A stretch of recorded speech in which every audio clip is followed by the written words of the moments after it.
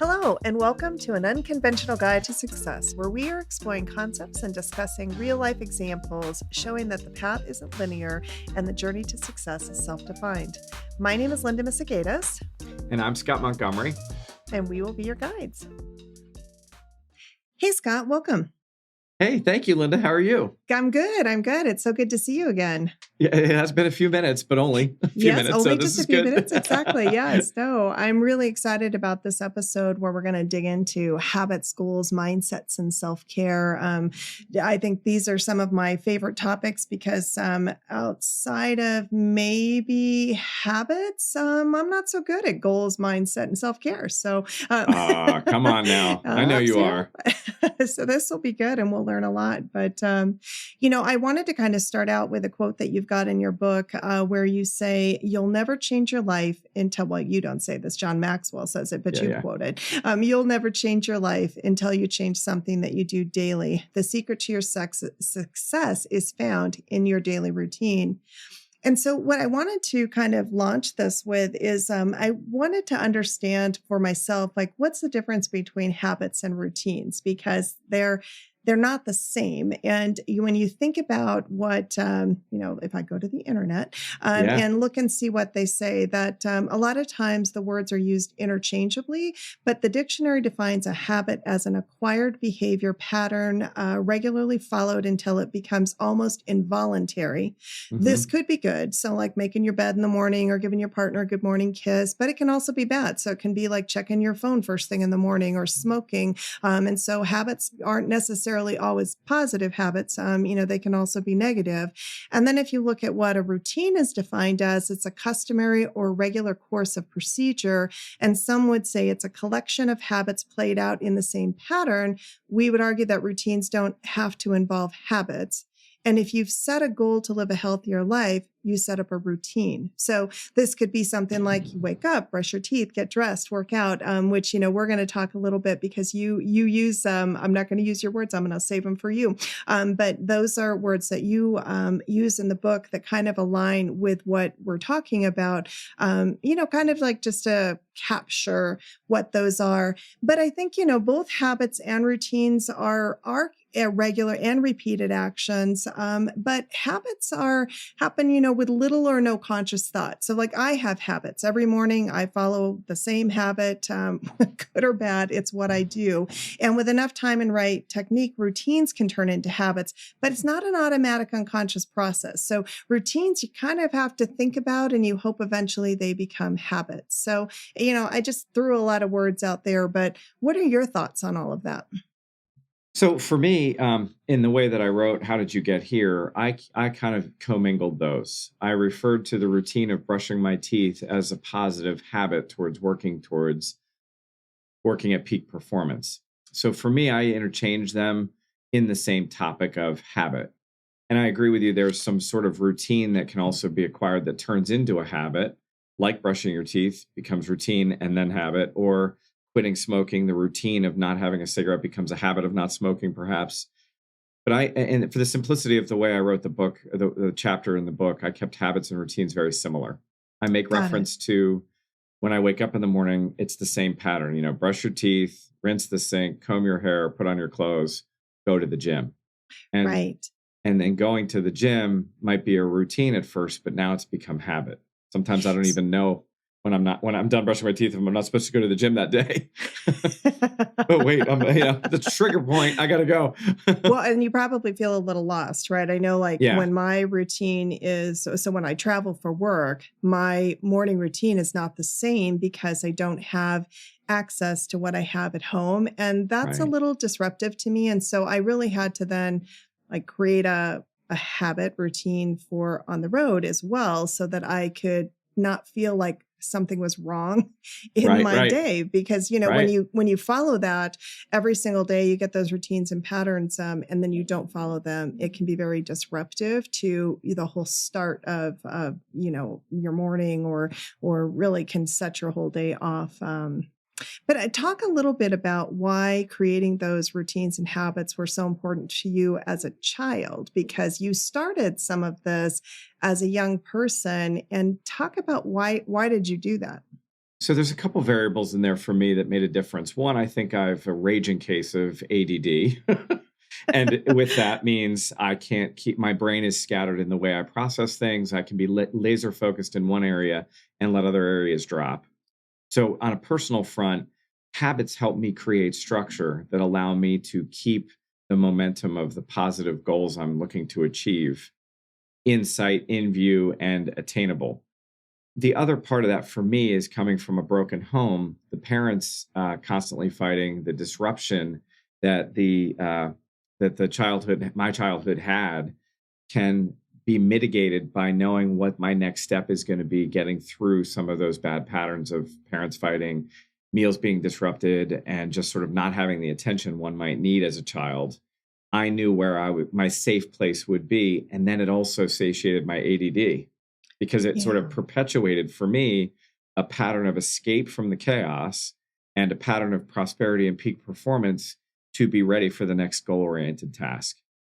That makes a lot of sense. Yeah, I think about when I was young, if I would have established more of those habits myself, where I think that similarly, just in the chaos of it all, my habit was probably that as soon as the sun rose, I was out of the house. I was off, exploring by myself, hanging out in the backyard, going on a bike ride, whatever it was. But, none of it was very routine. And so it didn't help settle the chaos, which is what I kind of hear you saying, is that by creating some habits and routines, it gave you something to be grounded in, which then helped you to maybe not feel as chaotic as the situation was, perhaps. Well, and feeling chaotic and reacting in a chaotic manner would eliminate good grades. It would eliminate focus and conventional paths towards a future that would normally drive success. And it was also a great escape to something I couldn't control. My parents fighting was no impact on me. It had it was no result of me. It was an impact on me that I could mitigate by having structure in the day-to-day. That's early childhood. As I went forward and I applied those habits to my first job, applied those habits to working out and self-care, and applied those habits to working towards goals, it really helped me be at peak performance because my own mind is that of a scattered thought process. And so if I can start with structure, I can allow for some space to create a calm that actually moves towards the goal that we're going to go into in the next chapter. So, what was interesting for me, again, it's funny how different we are, and yet we had very similar backgrounds. But because for me, I was someone who I almost operate at peak performance in chaos. And I don't know if that came from childhood or what that was. But so I was someone who did not establish probably good patterns of behavior as far as like doing tasks and being very focused on that. But I was very driven in that once I had a deadline, then I would do it. But I would do everything at the last minute, because even for me today, I operate at peak performance when I'm under a great deal of stress. And so when I know that I have to get something done, I oftentimes wait till the last minute. And if I don't have a deadline, I'll let it sit forever because I have to have something that creates chaos or a sense of urgency in order for me to do what I need to do. And so it's kind of funny. You would think that because similarly having a very chaotic environment, the way my brain is wired, and I was that way all through school. I was a good student from the standpoint that I got really good grades because I was fortunate enough to have been blessed with that, I guess.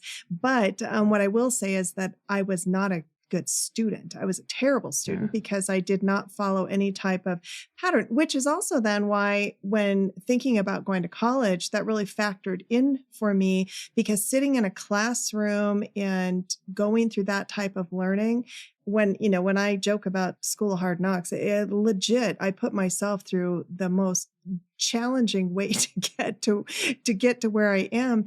And sometimes you look back and you're like, why did I do that. And it has to be, I guess, Yes. the way our brains are wired, right? As to why, and maybe I just never, unlike yourself, was able to kind of figure that out, that maybe establishing a specific goal, habit, or pattern or routine might have actually helped me more today.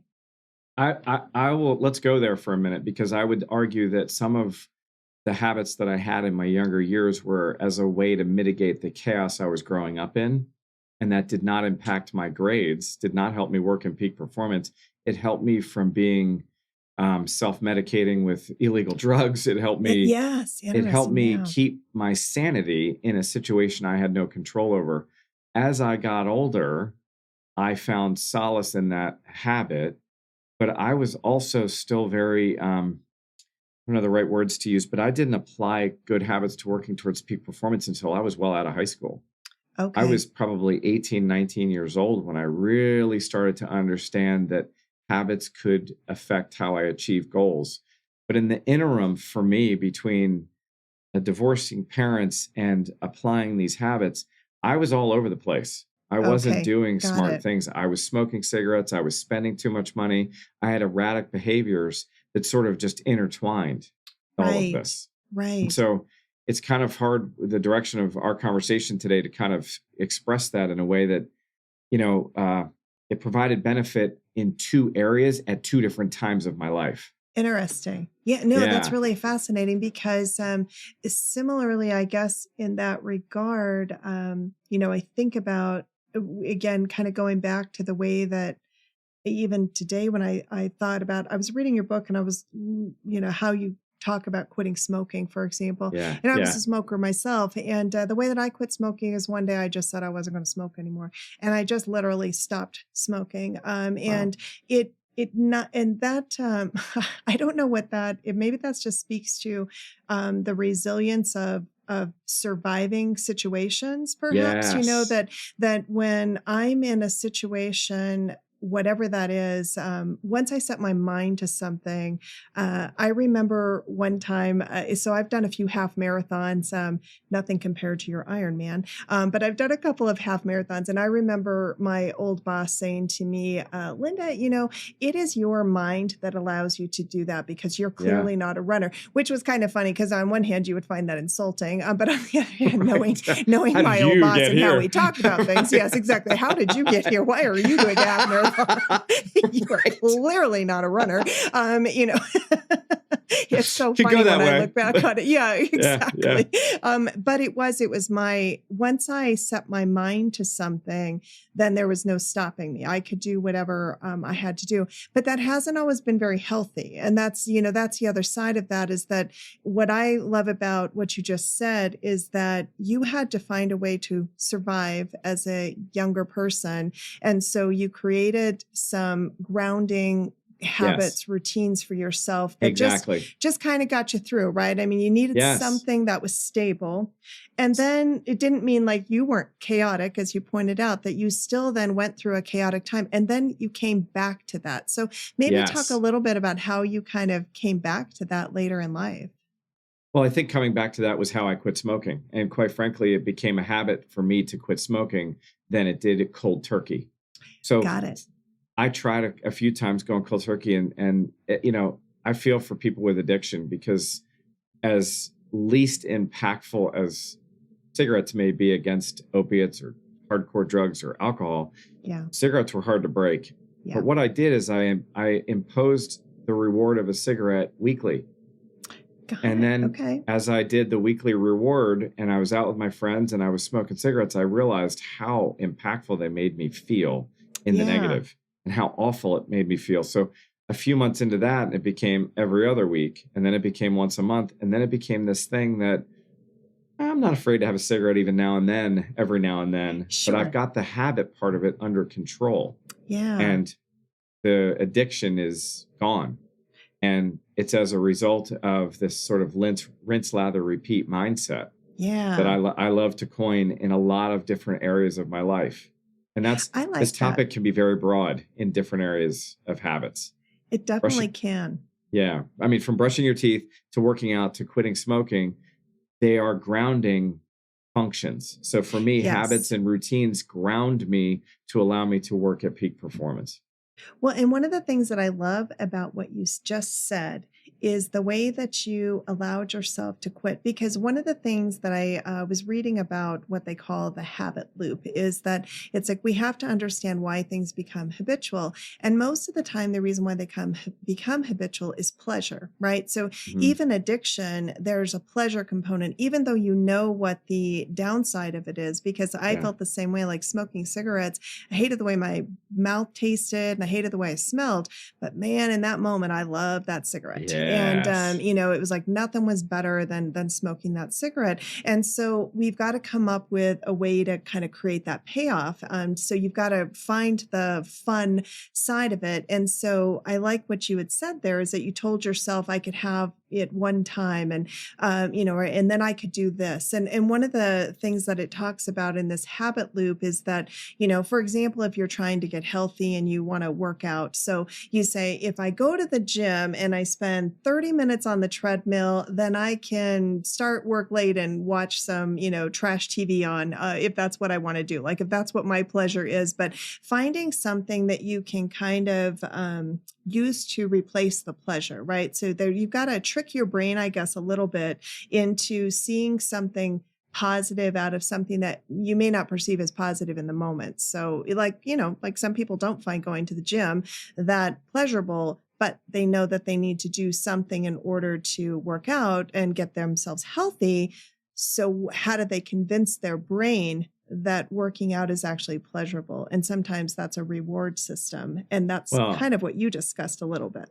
and it's funny because I didn't add that component of I was running during the week. So running became Oh, the thing that interesting. would clear Okay. my lungs. I was feeling stronger. I was breathing better. I Yeah. didn't stink all during Yeah. the week. And then I would go out and I would stink and I couldn't breathe and I was lethargic the next day. And it Yeah. became more and more aware of the negative impacts of the habit of smoking and more aware of the positive impacts of running Yeah. and the habit of running. That And makes a lot so of sense. the polarity of those two things separating out were also part of anybody's equation in acquiring a habit. Yeah. Endorphins for me are stronger than the habits of smoking, but That makes a lot of sense. maybe not the case for everybody. Maybe the endorphins of trash TV is stronger than smoking. I don't know. Yeah. But the awareness that I'm trying to parlay in the book and that we're discussing in this conversation is super huge for I people who agree. feel like they don't have a choice. It starts with little pieces of habit/routine. Yeah. And once you Yes. realize you can take control, you can start to choose the things that provide you a better pleasure. I pref- Yeah. I preferred running over smoking. I prefer triathlons and Ironmans over smoking. Yeah. I Yeah. prefer clean teeth and a fresh mouth over not brushing my teeth. Right. Yes. Yeah. No, Yeah, it's true. It's what you find pleasure in, right? And figuring right. out what that Valid is, point. but it's got to be healthy pleasure. Yeah. Because there are a lot of ththings that are not healthy that are pleasurable as well, that, you've got to really kind of find that balance. But I like what you just said too, is that it's about starting small. So like Yeah. as you and I are recording this episode, we're coming into New Year. And what always happens at the new year is everyone goes in and they're going to change all their habits and routines and they're going to Yep. eat healthy and get fit. And, I'm going to sleep better and manage stress better. And it, I think most of the time those sorts of things happen or don't happen. But maybe if you're lucky, you get through a month. But I think Yeah. most people a couple weeks in and they're done because they've tried to take on way too much too Mhm. fast and make Yep. these massive changes. Yes. And that's not healthy either. You really do kind of need to start out small and then build on it so that you experience success, right? Because then that's when you feel good too. It's like probably as you were running and you started to feel better, then you're like, oh, this feels good. And then you want to do a little bit more and a little bit more. And that's, to your point, that endorphin and that serotonin in your brain, because then that kind of gets things feeling good and you're feeling healthy and positive. But it takes some time to keep that going.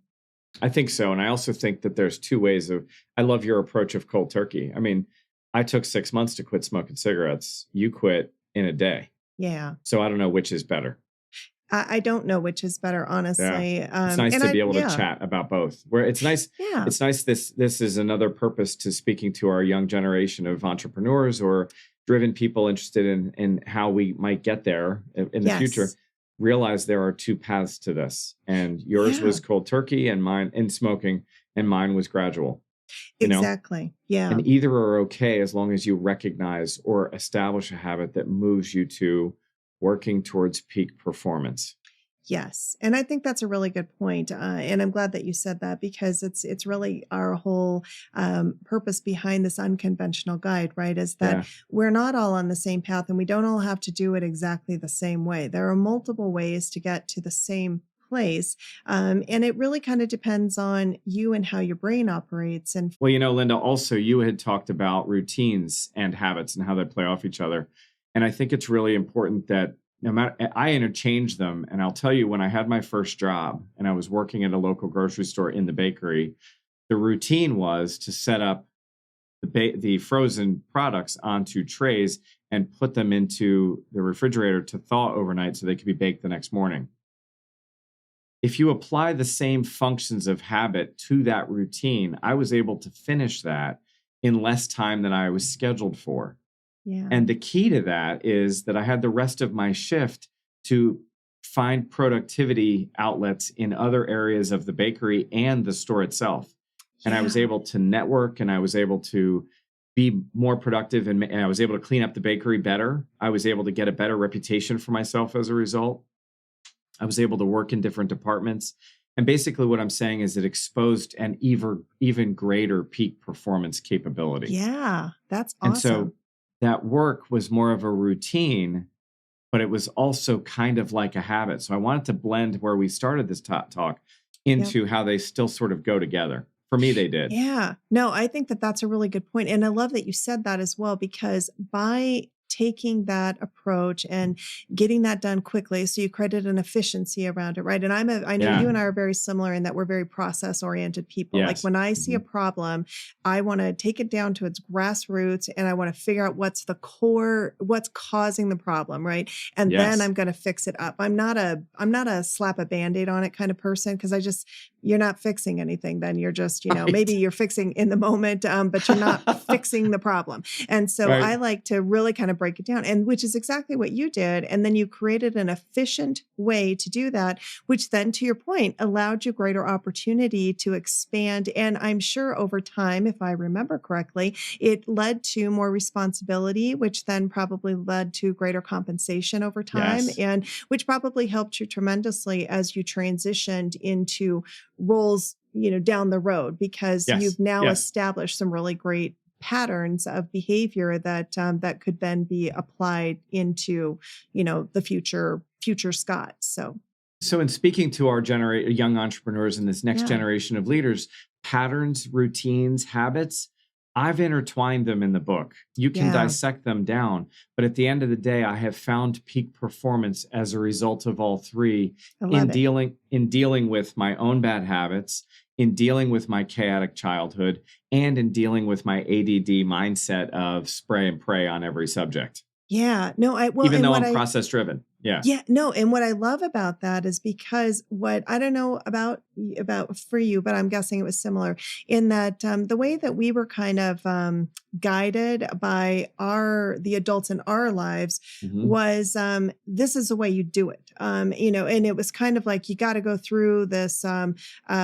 painful process and learn these lessons in life, and everything's got to be hard, but you got to follow this way, and the way to success is a 9 to 5 job, Yep. go to college, get a nine to Yep. five job, and money in the bank, get married, have kids, whatever it was. But it was kind of like this. That's how it was done. That's how you defined success. And I think that what we've learned is that that's not true. And we want to impart upon the younger generations that it doesn't have to be that way. And that isn't how you define success. You define what success is and how you're going to get there. And that can look totally different. And I think that's so important because so often we do kind of find ourselves providing guidance to the younger generation that was the same guidance we got, that it's like, you have to do it this way. if you're going to be successful. Otherwise, you might as well just throw success right out the window. Right. And defining success as an individual thing. Yeah. Yeah. And I think that's the hard part. But what I loved about what you just said is habits, goals, routines. You have to figure out what works for you as an individual, right? So even as we were talking in our last podcast around coaching. Habits, patterns, and routines, not goals. Yeah. Habits, patterns, and routines. I'm sorry. You're right. Yes. No, good clarification on that. But cause kind of like what we were talking about with mentors, coaches, you have to find the right person for you. And you don't want that person to just come in and tell you, this is what to do, right? And like, here it is, ... Because if that doesn't fit for you, you'll never be successful in that model either. Correct. And there's for me, that's correct. And also a coach can help you realign your habits and your patterns and your routines if you're choosing to do that. Yeah. And an advisor can tell you the best way to get a result.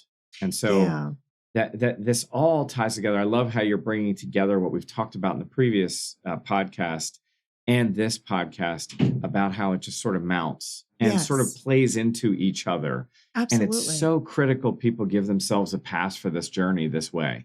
I think so. I think you're right. Because you can also go get a 9-to-5 job, and you can also go to college and find that to be successful. You might not be as fulfilled, or you might be as fulfilled. But the topics we're reviewing run the gamut, and we just happen to have not pathed a traditional course. Yes. In what we think the norms of society are saying about you must go to college and you must get a 9-to-5. We just did it a little different for our varying reasons. And these are the things that helped us get through that intersection of diversion of, I'm going to do it this way instead. Right. I mean, I worked and worked. I've been working for 35 years. Exactly. And I've gone to college in hindsight because for me, it's a bucket list. And for me, I wanted to empower the next generation. I find myself teaching the classes that I'm taking at school right now. Yeah. It's just it's interesting what you touch on, because the course is not right or wrong. And there are many different ways. And this unconventional path that we're talking about, I don't think gets talked about enough. Habits, I agree. Routines, patterns, getting a coach, being responsible in relationships, acquiring partnerships, they all sort of mount onto each other, and they're all part of the building blocks of success. And this one, for me, habits, really ties to doing all of these activities in peak performance. Yes. And I love that peak performance because I think you're right. It's kind of that. And, you could define peak performance as that feel good too, right? So maybe that's how you you get to that place where you're like, I'm feeling good about this. Life feels good. And I just don't think that there's enough of that today. And I think it is because of what you just said, is that we're not focused enough on really this whole idea of habits and patterns and routines that we need that in life. Otherwise we are kind of chaotic and out of control. Even if you don't grow up in an alcoholic family or, in a broken home or even if you just have the most normal of upbringings, you still can have chaos around you. And so by defining and kind of creating those patterns and routines and habits, it helps to create a structure in your life that really kind of leads to what we're going to talk about next, which is goals. We hope you enjoyed this episode of An Unconventional Guide to Success. In each episode, Scott and I will share experiences and relationships that have shaped us. Our next episode, we will continue by discussing the importance of goals. What you get by achieving your goals is not as important as what you become by achieving your goals. Henry David Thoreau. An Unconventional Guide to Success is an inspirational, motivated series hosted by Scott Montgomery and Linda Misegadis, recorded on riverside.fm. Music, editing, and production by Logan Misegadis. Check out Scott Montgomery's new book, How Did You Get Here, and all the helpful related materials at www.howdidyougethere.com. Thank you for joining us on our journey. If you would like to reach out to us, our contact information is in the show notes. At the end of each episode, we would like to leave you with a few questions offered to guide you in your personal exploration of how relationships and experiences are building your success. Take time to reflect and write about what arises. What habits support your well-being and success? What habits do you wish to practice but currently don't? Where are you most easily able to remain consistent in your habits?